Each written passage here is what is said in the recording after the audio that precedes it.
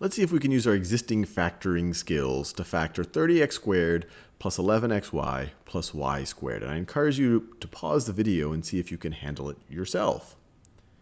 Now, the first hint I will give you, and this might kind of open up what's going on here, is to maybe rearrange this a little bit. We could rewrite this as y squared plus 11xy plus 30x squared. And my whole motivation for doing that, there are ways to factor a quadratic where your coefficient on this first term is something other than 1, but we haven't seen that yet. And so rearranging it this way, this kind of got us a little bit more into our comfort zone. Now our coefficient is a 1 on the y squared term. So now we can start to think of this in the same form that we've looked at some of the other factoring problems.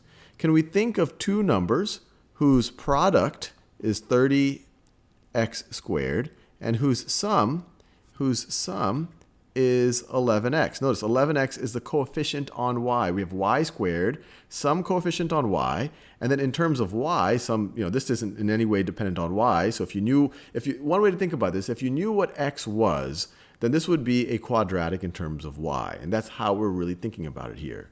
So can we find two numbers whose product is 30x squared and two numbers whose sum is the coefficient on this y term right here, whose sum is 11x? So let's just think about all of the different possibilities. If we were just thinking about two numbers whose product was 30 and whose sum was 11, we would be thinking of 5 and 6. 5 times 6 is 30. 5 plus 6 is 11. It's some trial and error. You could have tried 3 and 10. Well, that would have been 13 would be their sum. You could have tried 2 and 15. That wouldn't have worked. But 5 and 6 does work here. So we've already seen that multiple times. So 5 and 6 would work for 30, but we have 30x squared.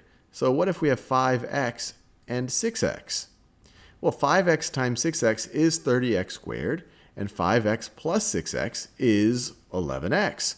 So this actually works. So then our factoring or our factorization of this expression is just going to be y plus 5x times y plus 6x. Y plus 6x. And I'll leave it up to you to verify that this does indeed, when you multiply it out, equal this up here.